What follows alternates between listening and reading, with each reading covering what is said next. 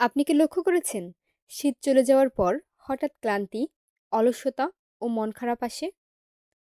মনে হতে পারে কোনো কারণ নেই, কিন্তু সত্যি কথা হলো আমাদের শরীর ঠিকভাবে নতুন ঋতুর সঙ্গে মানিয়ে নিতে পারছে না। আর এই ভিডিওটা শেষ পর্যন্ত না দেখলে আপনি হয়তো জানবেনই না কিভাবে সহজে এই ক্লান্তি কমানো যায়। তাই একদম শুরু থেকে শেষ পর্যন্ত দেখতে থাকুন। শীতকালে শরীর ধীর থাকে, কম তাপমাত্রা, কম সূর্যালোক, কম ভিটামিন ডি, সব মিলিয়ে আমরা কম শক্তি খরচ করি।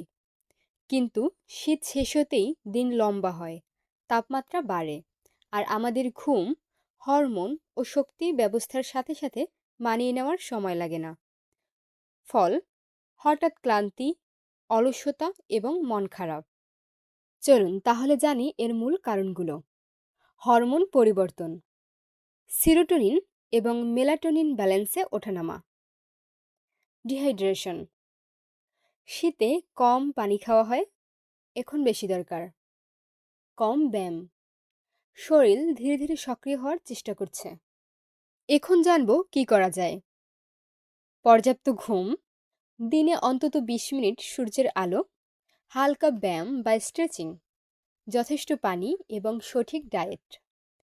শীত শেষ হলেও ক্লান্তি স্বাভাবিক, তবে কিছু ছোট অভ্যাসে শরীর দ্রুত মানিয়ে নেবে।